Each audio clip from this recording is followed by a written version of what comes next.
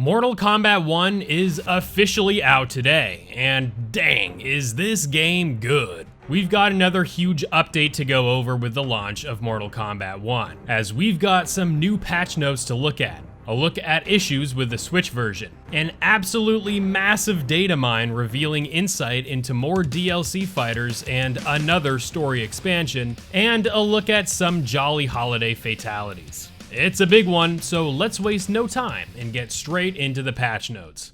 I've been playing and loving the heck out of Mortal Kombat 1 for the past couple days as an owner of the Premium Edition, but just recently did NetherRealm Studios drop a patch, fixing and adding features to the various platforms. The patch notes are split between the Xbox and PlayStation 5 platforms grouped together, with the Switch getting its own updates. The updates for the Xbox Series X and S and PS5 versions are as follows.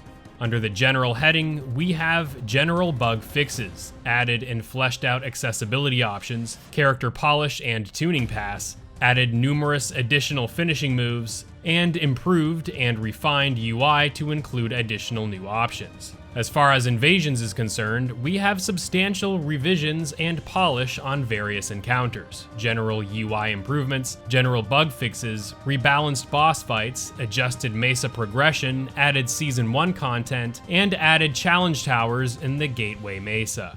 For story, we have improvements to the movie player, visual polish to numerous scenes, tuning of the story finale and final boss, and 4K resolution movies added.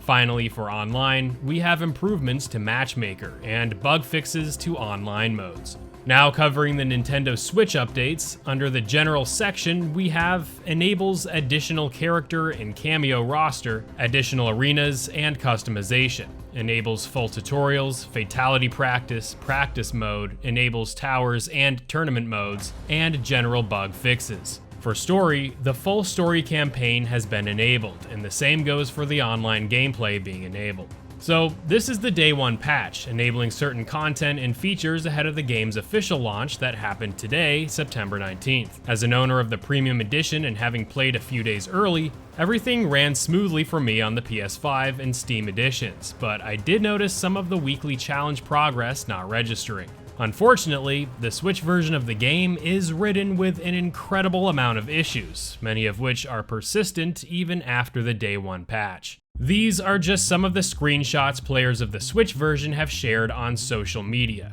We see a noticeable drop in textures and just strange expressions on many of the fighters' faces. Poor Smoke here is even missing parts of his mask.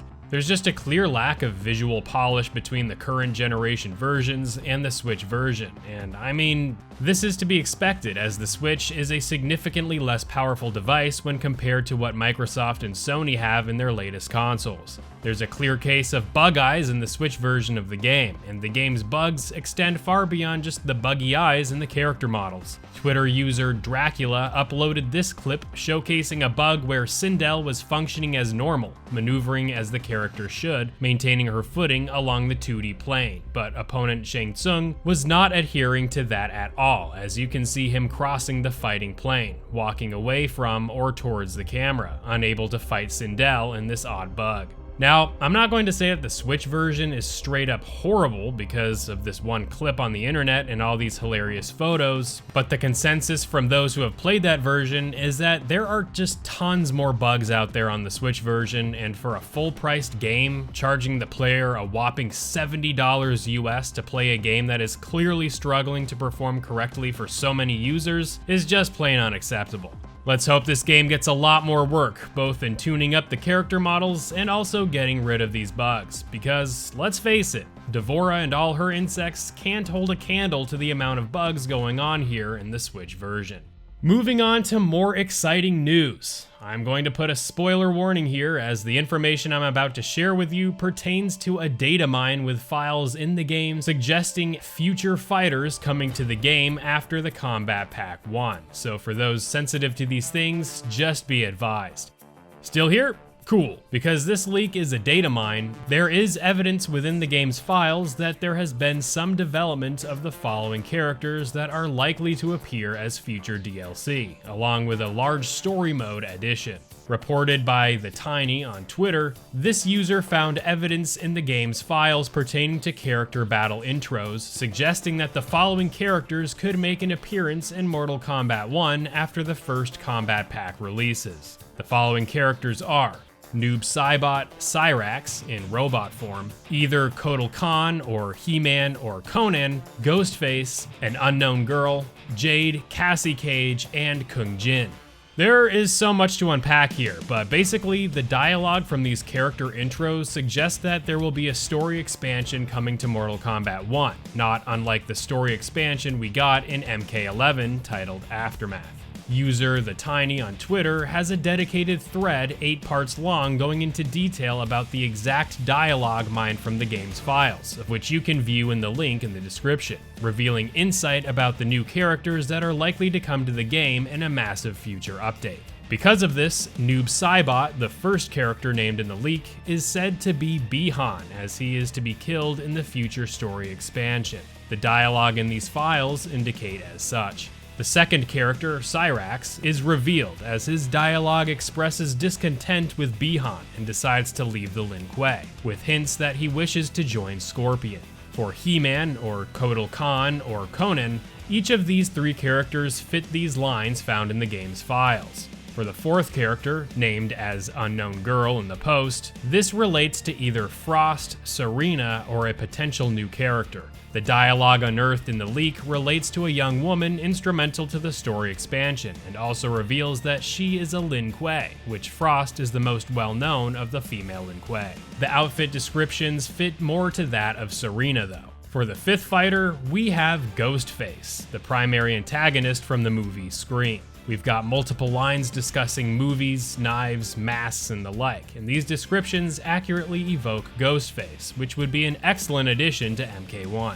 There is also a slight possibility that we could see T-1000 from the Terminator here. While we got T-800 from the Terminator and MK11, this entry could be T-1000, as there are numerous lines here that could refer to that being the case. And for Jade, Cassie Cage, and Kung Jin, we have lines in the game's files that explicitly have their names in the intro dialogue, interestingly all against Nitara. I know especially Jade was a highly requested character, so fans may eventually get to see her in action in MK1, along with Cassie Cage and Kung Jin at some point in the future. The final part of this data mine refers to the cameos that could be coming, with 5 fighters listed as follows: Li Mei, Liu Kang, Quan Chi, Shinnok, and Kintaro. Freaking Kintaro, baby, let's go! Again, nothing is confirmed regarding all of the characters listed so far, but the fact that they are explicitly referred to in the dialogue, in conjunction with the fact that there will be a meaty story expansion, makes it very likely that many of these characters listed will make their ways into Mortal Kombat 1 at a future time. Let me know what you think about this data mine in the comments below, and what characters you are most interested in seeing in Mortal Kombat 1.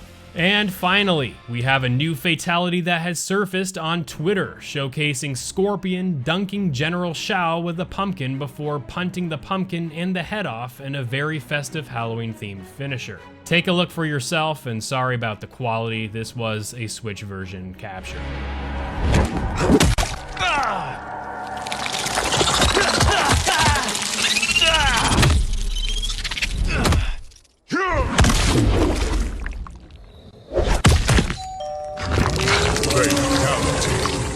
With Invasion Mode constantly updating and offering seasonal rewards, it is likely that this fatality is something we are likely to come across very soon, and some others with each season gracing Invasions. Can't go wrong with new fatalities, right?